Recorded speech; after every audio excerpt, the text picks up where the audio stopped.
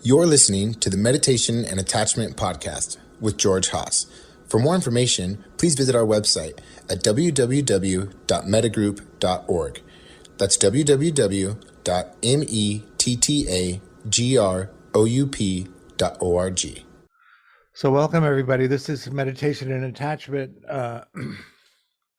Deepening Your Practice. It is February 3rd, 2022 at 7:35 p.m. Pacific Standard Time.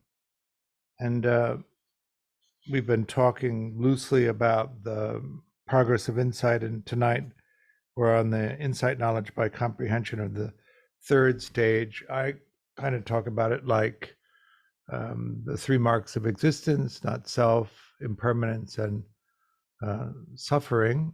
Suffering is the translation for dukkha. Shinzen, one of my main teachers, always talked about it as unsatisfactoriness, the nature of the human condition as being unsatisfactory. And Dan, one of my teachers, talks about it as reactivity. I kind of like the reactivity labeling, because even if you purify everything, you still have senses that are reactive to contacting objects that can be sensed, and you still have the mind that creates the world out of them. But usually we start talking about it in terms of not self or no self, true self sometimes, or the self, not self experience. Christian? Is the dukkha have to have a negative connotation? Because the way you just described it, I could see it being a very neutral term, but it seems like it's always presented with a negative connotation. Well, I think that we have a pejorative association to suffering, and so that when we label it suffering, that's what happens, or when we label it unsatisfactoriness. When you talk about that, usually there's the three levels of unsatisfactoriness. The first is that you're in a body that's going to grow old, get sick, and die, and there's not much you can do about that. Everyone you know, everything you have, you're going to lose.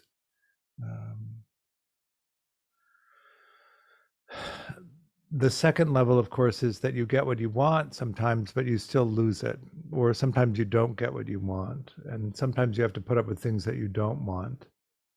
And then the third level is this subtle, ongoing, pervasive irritation that nothing is exactly the way that you would have it if you were actually in charge of everything, which is sort of it's a cut and then being plunged in a salt bath. It's not how you want it. You're not in charge. But how does the reactivity framing fit into those three levels? Because it seems like it's a little bit distinct from the unsatisfactory. Well, let's just say that you come to terms with the physical body dying, so it's no longer a source of suffering. Let's say you come to terms with the fact that even if you get something, everything is impermanent, so it's not going to last. And sometimes you can't get what you want, and sometimes you have to put up with things you want, and you're at peace with that. So there's no suffering there anymore. And that subtle, ongoing irritation becomes comical and light rather than an irritation. You're still going to react to everything, so that final settling isn't relieved by actually coming into those kinds of understandings, which is why the reactivity one is nice.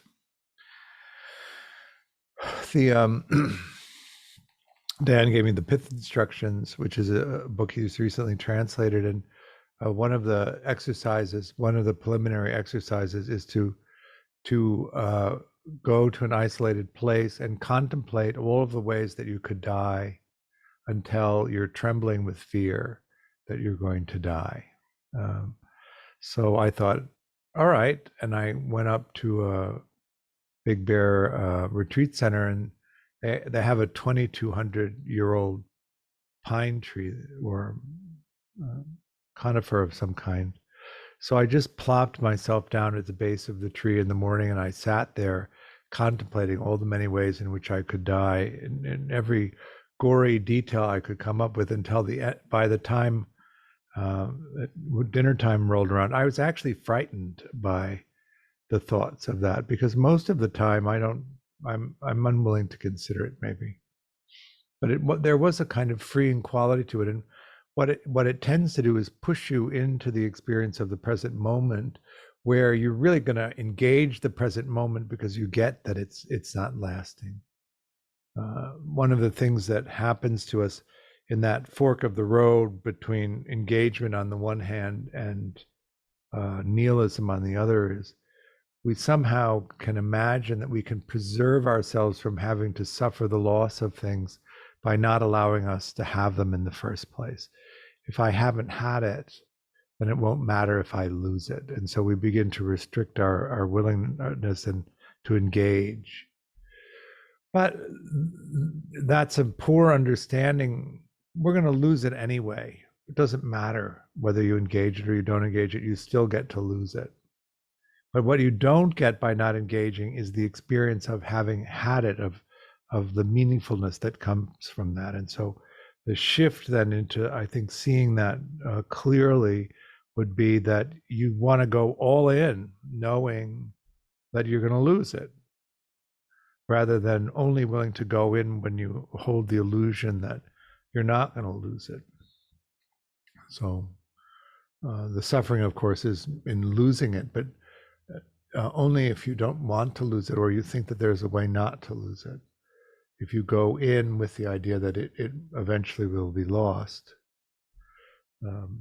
There's a famous story of Ajahn Chah, I think, who had a beautiful drinking cup, and one day it fell and broke. And they were expecting him to be distressed by it, and his response was, it was already broken. That in each day using the cup, he understood at a certain point that the cup would be broken. But I would have liked him also to say, and I really liked the cup.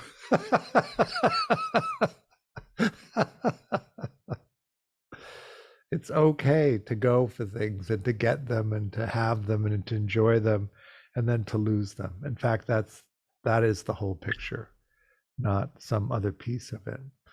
And preserving yourself from the loss of things by not going after them doesn't keep you from not having them eventually. Just you never have them in the first place. I don't think material things are particularly interesting in that way, so it's not what I really mean. But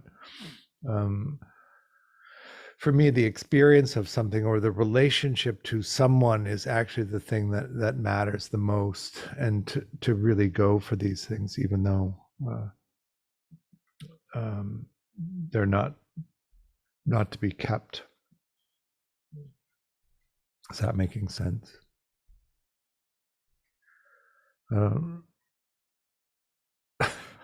I was at a friend's house and she said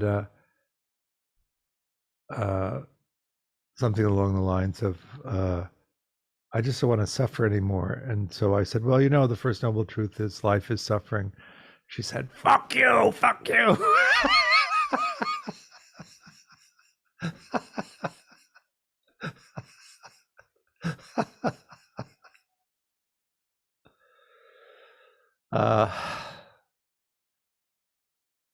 There's just no way out of it, really.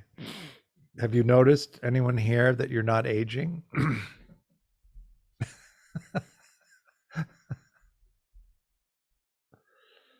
So that one's out. Anybody here never had a cold? So that one's out. Anybody here not know anyone who ever died? It's another one of those Buddhist stories. A woman's baby died, and she went from spiritual teacher to spiritual teacher, saying, please bring my baby back to life. And when she came to the Buddha said that I would be happy to bring your baby back to life, and in exchange for that, I just need one mustard seed from a family who's never had a death.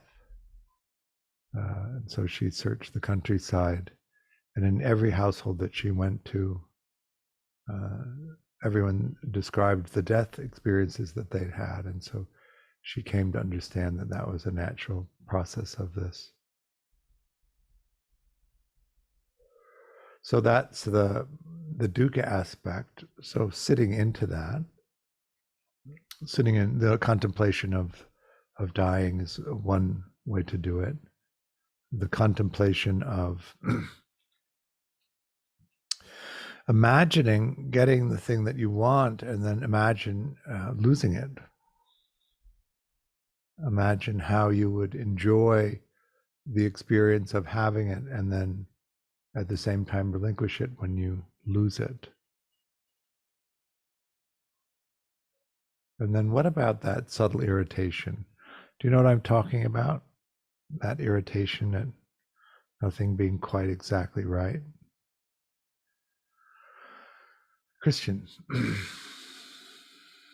curious, like if you have a cold, do you frame that as some kind of special opportunity to meditate? Or do you just try to get through it? Or like what is the way of relating to that as the Buddha would or something? I think I'm totally fine with this whole dying thing. I really get it. And then I get a cold and I'm terrified that I'm going to die. So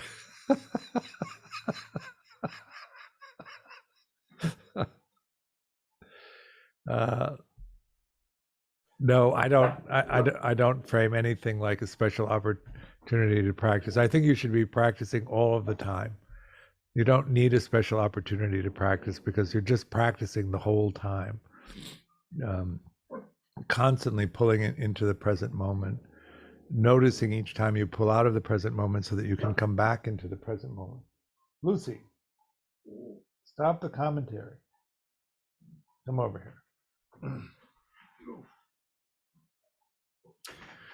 We've decoded Lucy. She barks at nothing, but what it means is that she needs to be picked up immediately. Yes. Your dog has secure attachment. This dog is probably fearful avoidant if we were talking about attachment, but she's in a good place for fearful avoidance. Usually I talk about suffering third, but we talked about it first. The subtle irritation, I find it comical that nothing is actually right ever. But so you can slide into that perspective of not needing it to be different than it is, and at the same time understanding how your conditioning is reflected in the idea that it isn't the way you want it. Why isn't the moment as it unfolds perfect? And then you're pointed to the nature of your own conditioning and the way that you create the experience of self and world in each moment based on that, right? You have the object that can be sensed, the capacity to sense it. When there's contact, the consciousness of a sensing experience arises. It's evaluated for processing speed, and the urgent stuff hits the perceptual database. And then if there's a close enough match in the perceptual database, the meaning of that kind of sensing experience unfolds and is projected out as conceptual reality. But where do we learn these kinds of things? What comes to mind is my grandmother on my father's side, Grandma Haas, said she was at a wedding, and in the 60s, it was very common at a big wedding to unfurl a red carpet in front of the bride and the groom as they were walking out. So this is in the 60s. It was quite common to have 12 groomsmen and 12 bridesmaids and have these big weddings, which I haven't seen so much of anymore. And then after the bride are married, they walk out down the aisle together as Mr. and Mrs. for the first time, and they were unrolling this red carpet as they were rolling out. And then they got to the end of the carpet and it was like 6 feet from the door. And so one of the carpet guys looked at my grandmother who was sitting there and said, "Huh, shortchanged again." So those kinds of conditionings build up and create these perceptions of how things should be, which is a kind of entrapment in the conditioning, which you can begin to notice and see the confines that you create for yourself in each moment, rather than actually be willing to inhabit the experience as it's unfolding, as it's happening. Is that making sense? We could also talk about this in terms of a relationship to karma.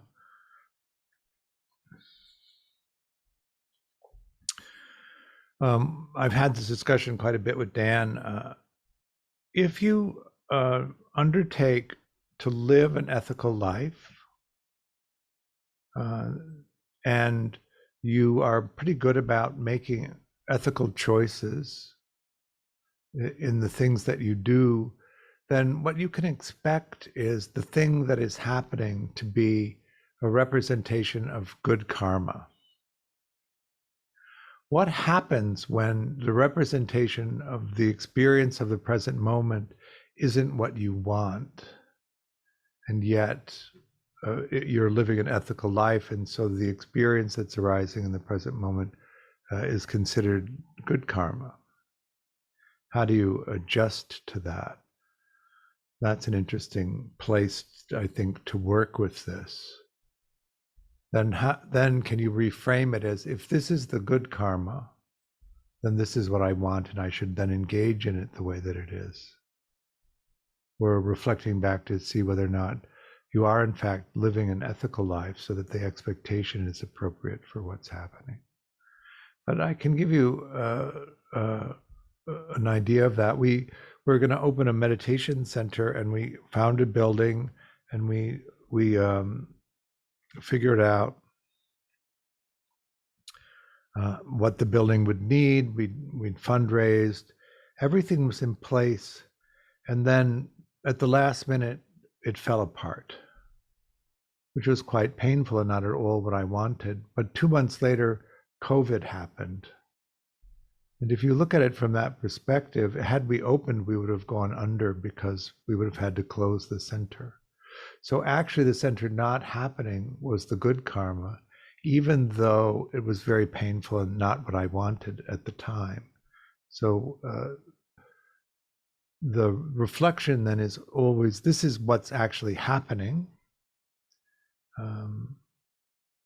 And if you live an ethical life and you tend to make ethical choices, the expectation is that this is the good karma. Then the idea is to then begin to understand in what way that might be the case, which is an interesting thing. And then really noticing where you're resistant in terms of what's actually happening. In each moment unfolds all of the possibilities that you could choose from. The full range in an unrestricted way unfolds in front of you. You could pick anything. And then your conditioning confines what you can recognize as valuable to choose. And so you can easily get into these samsaric ruts where you're choosing over and over again the things that are conditioned for you to value, and not seeing the full range of possibilities in front of you, or what else is valuable, because your conditioning is overriding the ability to be in the experience of the present moment in a way that isn't biased by that earlier conditioning. Is that making sense?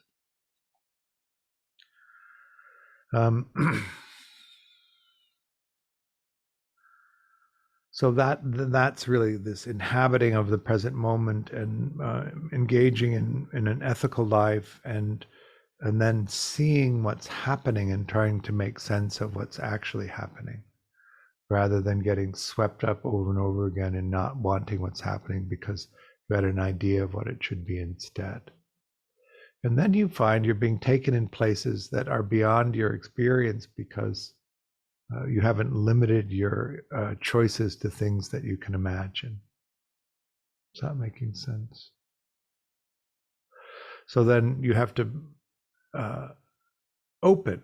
So in some sense, there's a faith aspect, in the Buddhist sense of faith, not believing in in a deity, but believing in the experience and what's actually happening in the present moment, and then being willing to risk. In attachment terms, we would call this exploration. You're willing to explore something new in the pursuit of things that are meaningful to you. But in order to do that, you have to be willing to risk new experiences and the fearfulness or the emotional dysregulation that can come from that. And that's why you want to be able to put around yourself a secure base of people that you can rush back to, totally discombobulated, who will catch you and help you re-regulate and stand you back up and then push you back out to explore some more.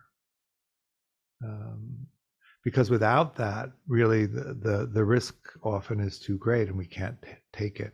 So in the moment, instead of taking the thing that opens and would be a source of great meaning if we could get ourselves to do it, we pick the habituated thing that is less frightening, less dysregulating, less risky.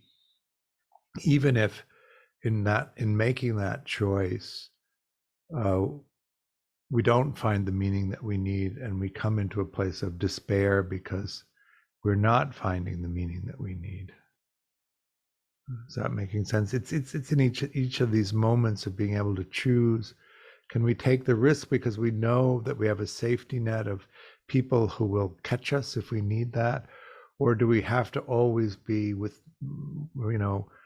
taking the risk with no net, and just in some sense not being willing to do it over and over again because it's so hard to come back into balance if you don't have people that will help you? Is that all making sense in terms of that? The Japanese have a saying, 7 times down, 8 times up, or is it 8 times down, 9 times up? One of those. So that they're always conditioning their children to understand that you have to try, and most of the time it doesn't work. 7 times down, 8 times up, then you get up after that and keep exploring, and that it's a kind of resilience that comes from that. I always talk about the apple story. Maybe you've all heard it, maybe not, but when I first got sober in 1978, I was talking to somebody, and they said, "Now that you're sober, what do you want to do?" And I said, "I have no idea what I want to do."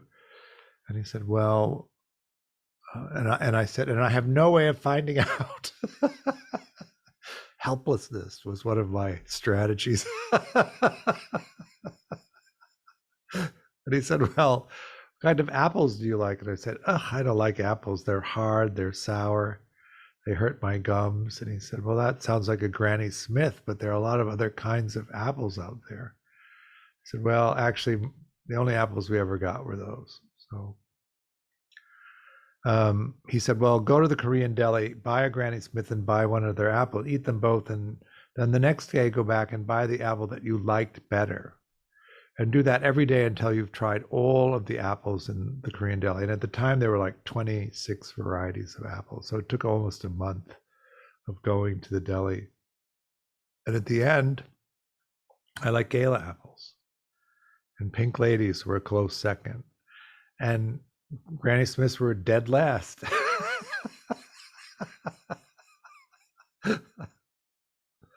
But what you understand about that is you find out what it is actually that is workable for you.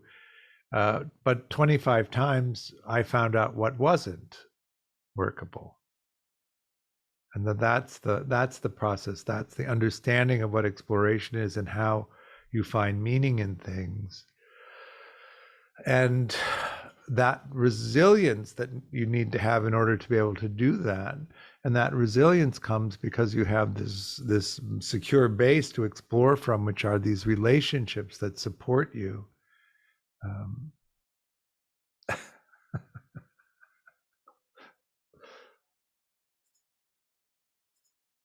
turning on my chat. Yeah, Red Delicious is, we had once a year, we got the Harry and David fruit box. Did you ever have that? There's my dad was a doctor, and so we would get presents from his patients sometimes, and one of the things that we would get was Harry and David's monthly fruit box. And so once a month they'd send you a dozen pieces of fruit, but it was like an apple that was a giant apple, and when you bit into it, it was kind of grainy and not very sweet.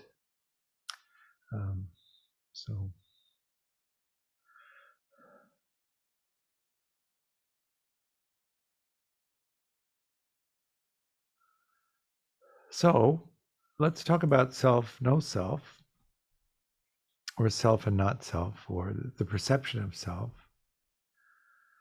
It isn't actually that there isn't an organizing activity called self, and it isn't that it isn't even that it isn't useful.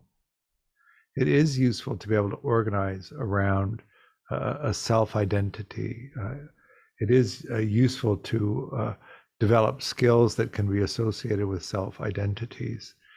And that isn't actually what we're talking about when we say there is no solid, continuous, ongoing, permanent sense of self that is locatable. What we're saying is that the sensing experience of self and world are the same, and that the self isn't separate from that, and it isn't in a place of observing outside of itself the sensing experience, that it is, in fact, the sensing experience that awareness is knowing, even though it creates the perception of duality where there's a point of view looking out at something happening, and that it's separate from that, and that it's ongoing, and that it's permanent.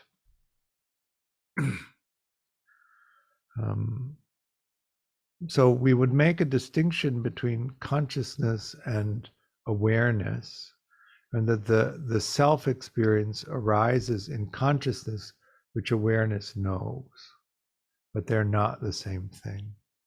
And that what happens mostly to people in the perception of self as an ongoing phenomena is that the self experience arises and passes, and as it begins to pass, because the experience can be frightening or painful, we jump and identify awareness as the self experience. And then when the self experience arises, we jump back into the self experience from awareness, and we lose that movement in and out of the self experience and the misidentification with awareness and the self experience.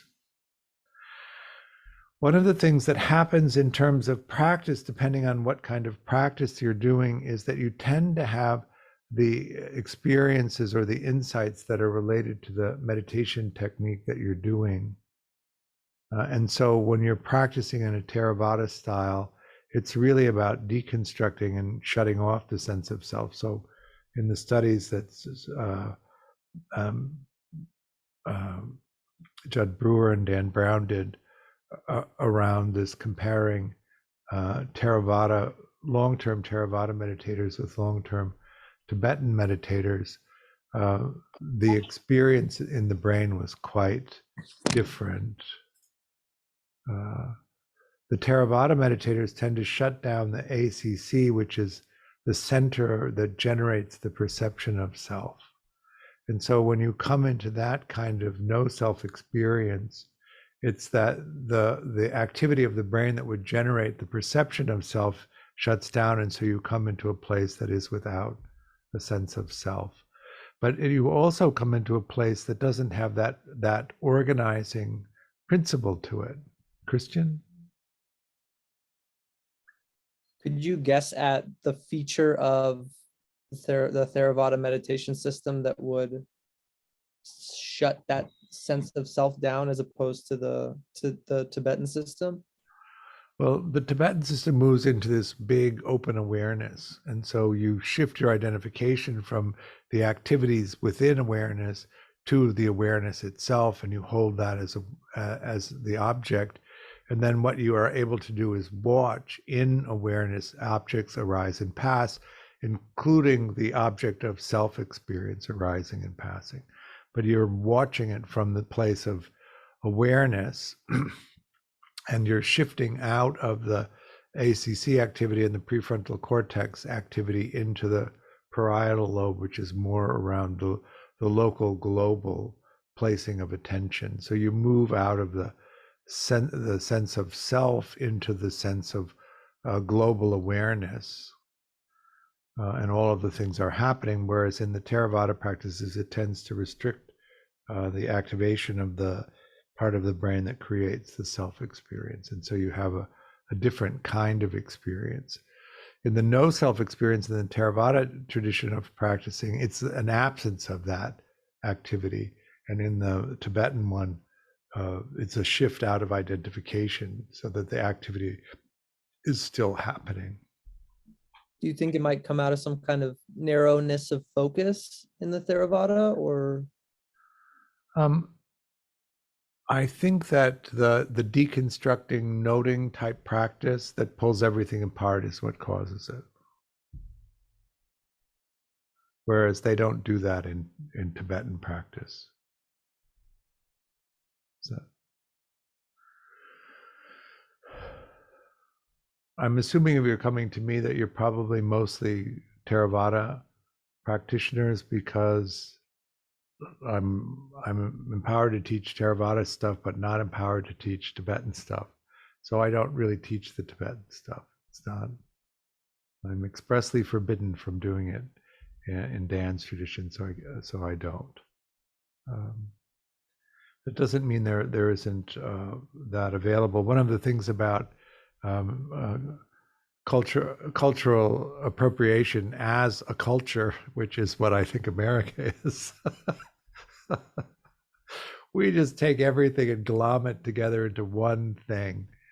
So having sat with Shinzen for all those years, and him calling what he's teaching Theravada, but when you dissect it, he pulls from all of the traditions and just mashes them together in a secularized mindfulness practice. I think it's very American in terms of this. But also understand that Buddhism came into different cultures and was transformed by the culture itself. So the Theravada that started with the Buddha in India and migrated into Southeast Asia and into China, while it was preserved largely in Southeast Asia as Theravada, it became Chan in China. And then when it migrated to Japan, became Zen. And then when it migrated to Tibet, it became Vajrayana, and the cultural elements that were necessary were brought into it in each of those cultural conversions. And so in the current time, that process, of course, is unfolding in the West as we're creating a Buddhism that's culturally relevant and informed by the structures of our culture, and it's shifting. We also understanding the development of all of this, you could say that we are coming out of the postmodern era into a new era, which hasn't really been defined completely yet. Out of the modern era. So the modern era, which is technology and industry, are going to transform life, and science is the new religion, and that we can really rely on science became the postmodern era, which was really one of extraordinary relativity, where nothing actually had that same direction to it. But that sort of moral relativity that is such a hallmark of the postmodernists isn't holding up, as the earth is destroyed by that equivalency that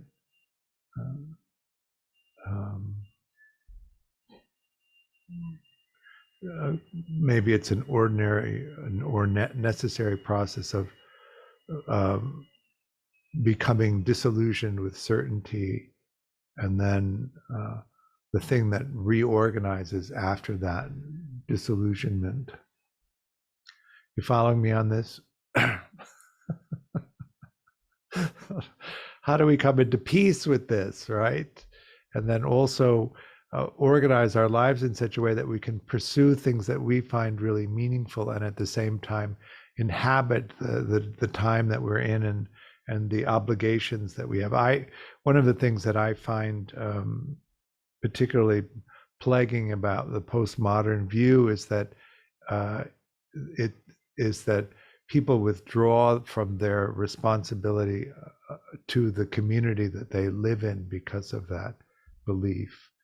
And I think it's essential that we engage the community and that we engage the world that we're living in, so that we can create a world that is actually fair, and that is providing for the people. It isn't that there aren't the resources to provide for people, it's the distribution of the resources that is the problem.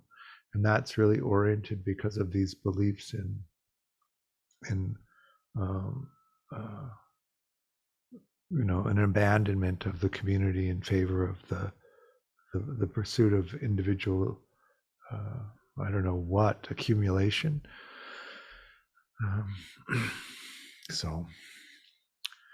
But then there's also this strong identification of self that comes with that, this rigidity around the belief of self, and the collection of these things around the sense of self will imbue it with some lasting value, which I think is not actually accurate.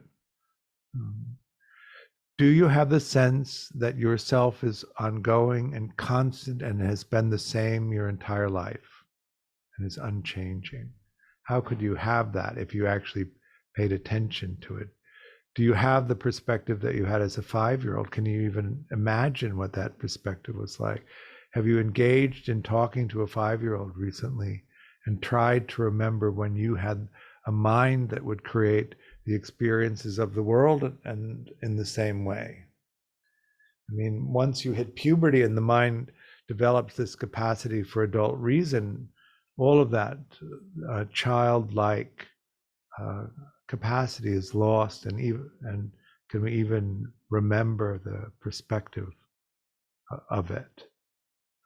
So that when you have the memories that you made when you were 5 years old, you no longer have the gear to play the memory in a way that's even remotely accurate to the way that the memory was made. You don't live in the same body, you don't think in the same way, you don't value the meanings in the same way, and so you play the memory, and it is then interpreted through the current capacities that you have, and then it's remembered, and it's the original memory plus every time you remember it is remembered, and so each time you draw one of the old memories up, it is different than it was. There's no way to go back to have a pristine look at what those experiences were, what happened when that happened. Is that all making sense? And so we really want to have this perspective, I think, of understanding that the self-experience comes and goes, and it's a marvelous organizing principle that we can use to be effective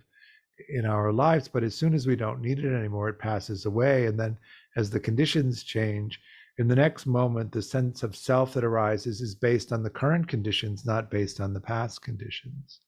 And that it lasts as long as those conditions, and when those conditions ends, it goes. And then the next set of conditions creates the next experience of self. And can we see how the self arises distinctly in that way? Another way to do it is, how do you experience the sense of self when you're alone? And then how do you experience your sense of self when you're with one other person, and does that change? Is the experience of yourself different when you're with a stranger? Is the experience of self different when you don't feel safe? Is the experience of self different when you're with somebody who you really trust and you can see delights in you and takes care of you?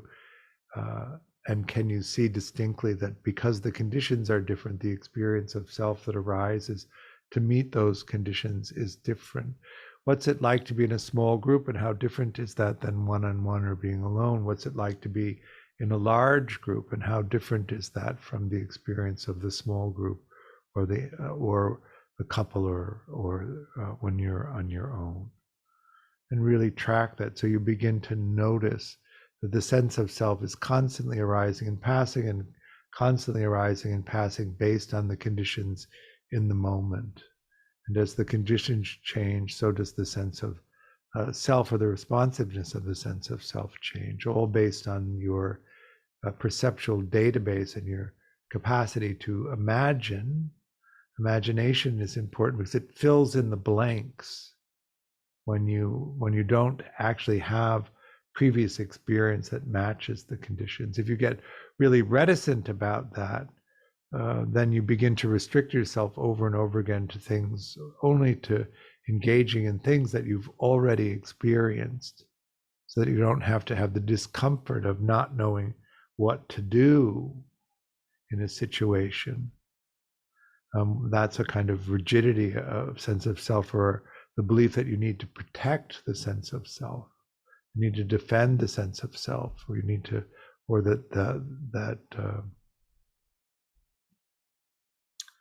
yourself, that selfing activity can somehow be damaged by not functioning precisely in the moment, the way that you think you need to keep the representation. Is that all making sense? Somewhat. The self thing is a little bit harder, but just pay attention to that. Do you feel consistently the same? Do you notice that you feel different based on the conditions? And then the last one is the impermanence thing. The idea is, can you think of anything that's lasted? Who has tinnitus? It's always the one that people point to as being permanent. Can you think of a time before tinnitus?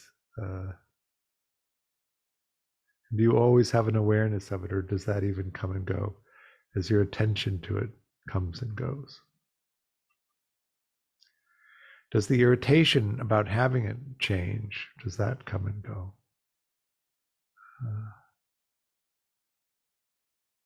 Everything is impermanent. Nothing lasts.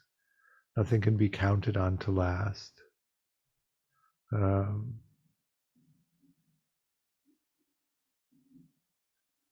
of a nature to grow old. There's nothing I can do to prevent growing old. I'm of a nature to become ill. There's nothing I can do to prevent becoming ill.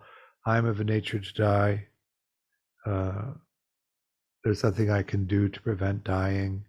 Everything I have and everyone I love is of the nature to change. There's nothing I can do to prevent losing them. My only true possession is my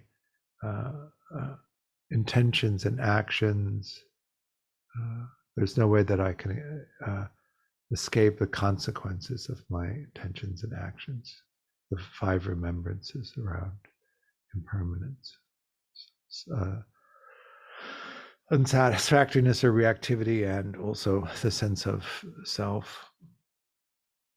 So we begin to touch into these topics in the 3rd stage on the progress of insight. We raise them mainly as concepts to be explored, and then we begin a process of exploring them. The main one that's explored initially is impermanence. So in the 3rd stage, really the idea is to begin to notice the impermanent nature of everything as the vehicle to seeing that the sense of self arises and passes and is impermanent. All phenomena arises and passes and is impermanent. And in the dukkha aspect, there's the macro piece. All of you were born and you were infants. What happened to your infant self? All of you were children. What happened to your child self? all of you were adolescents. What happened to your adolescent self? Not just talking about behavior.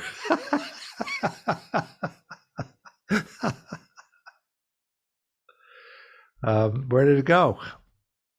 So we see in that macro sense the impermanence of it, right? The impermanence of your infant self, your child self, your adolescent self, your youthful self, maybe. And I can say in my case, my adult self and my old age, even that's going. What will be left? Old age, hopefully. So in the meditation that we're going to do a basic see, hear, feel technique, but we're going to modify it in a way. Rather than simply allow our attention to move off of each object as our attention flags, we're going to stay with each sensing experience until it drops off abruptly or ends. We're going to note gone and then move to the next sensing experience. So in the see, hear, feel technique, does everybody know the see, hear, feel technique? If you don't, it's fine. I can drop out some instructions if everybody knows it. Okay, I'll give them. We're dividing the world, the sensing domain, into three broad categories: visual experience, auditory experience, and the felt sense of the body. We're noting, so knowing where your attention is, soaking into the sensing experience of that. And so what we're trying to do in soaking into the sensing experience is know the difference between this is what we've made it into and this is what actually the data is. So in the felt sense of the body, you touch into the sensations of the body and know that that's something like respiration or temperature, whatever you make it into. And visual experience, the sensing experience of the visual experience and the imagery that you've made it into. In external sound space, for instance, you hear the sound of a car driving by, you know that's a car, but then what is the sound of the car like? Without relying just on knowing what it is, but really touching in and listening to it. But we're going to hang out with each sensing experience and not just let our mind move for the first part of the meditation, and just stay with it continuously until it either drops off or disappears. And then in the second half, we'll add mind to it as one of the things that can be impermanent. What you'll notice is that sometimes if it's, say, the fan noise of a computer, which is pretty constant, you're interested in it, lags, and then the mind moves somewhere else. And in that way, it's also impermanent in the sense that mind is impermanent. Is that making sense? And then we'll do a couple of minutes of just breath counting so that we can settle in. Okay, go ahead and. So any comments or questions about that?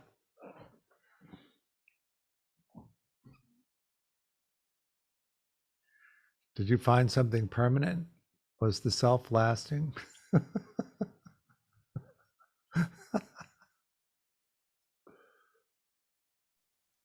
There was a train that went by, and there's no train tracks near me. So it's really far away, and that was neat. And then as soon as the train left, the sirens came.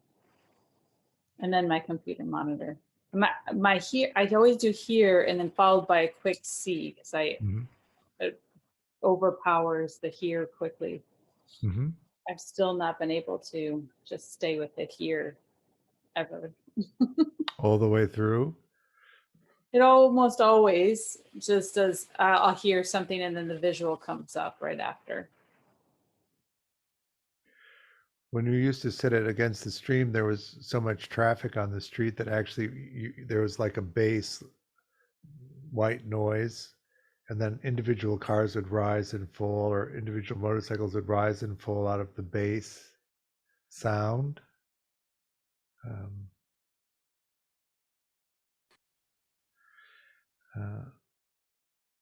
But your attention would move, and so you'd lose track of the bass sound. So it's an interesting investigation how you actually put all of this together and have the experience that you have. Did you find a self that was choosing which to focus on? Or when you let that go, did it just be drawn to whatever it was that drew your attention?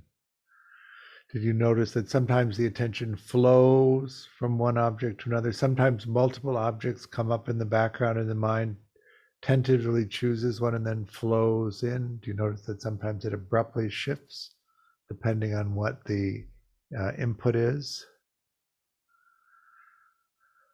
Who's doing that?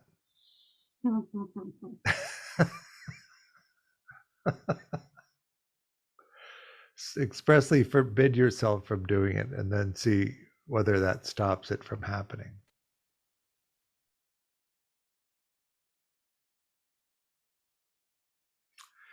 Next time we'll talk about the fourth stage, which is impermanence or flow. And this is really an examination of the difference between the conceptual reality, which is fixated, and the pure sensing experience, which is flowing, and shifting out of the identification with the solid into the energy of it.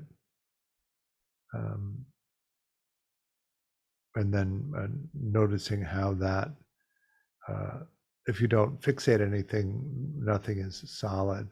So it pushes up against the habit of fixating everything. We tend to hold on to it, which increases the suffering of the loss of the experience. Whereas if we could get to a place where we're completely free to allow things to arise and fixate and then pass, there would be very little suffering there. So another way to put that is to shift out of the identification with a sense of self and the sense of conceptual reality, and shift into identification with awareness itself. Then you watch from awareness everything arise and pass, but there's no suffering there. And it becomes quite acute, the difference between being in awareness and not suffering, and being trapped in the consciousness of experience, like a little pressure cooker of suffering. But we'll talk about that next time. Saturday, there's the second day long in a new level 1 series. So if you're interested in the attachment stuff, we'll be doing day 2. If you haven't already registered, when you do register, you'll get the links for the first day, if you want to catch up. The following Sunday, I'm also doing a level 1. So we had a lot of requests from people to do on Sunday instead of Saturday. And so we're doing both a cycle on Saturday and a cycle on Sunday. April 11th, we have a new level 2 starting. If you're interested in a level 2, we're going to do a virtual retreat also in April from the 10th to the 16th. I think that's right, 7 days. It should be up on the website.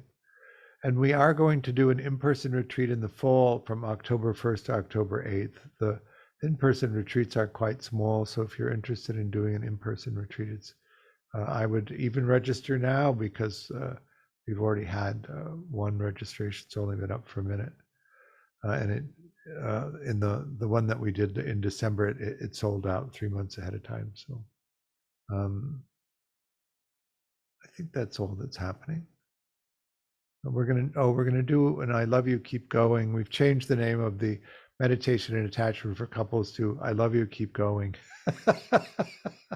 And so we're going to do one of those relational day long. So really it's talking about the skill set of secure functioning relationships and how to negotiate those.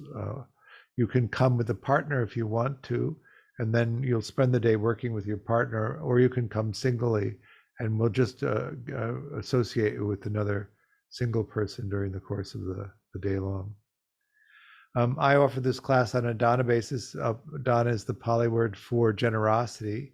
So I offer the teachings freely, but I do hope that you'll consider making a donation to support me and the work that Mettagroup is doing. Any amount is appreciated, and you can find a link for that on the website. Everybody all right? Hey, George, Yeah. thanks for introducing us to your pet skunk. Lucy, do you hear that? Did you see Lucy? Say goodbye. All right. Goodbye, George. See you later. Bye.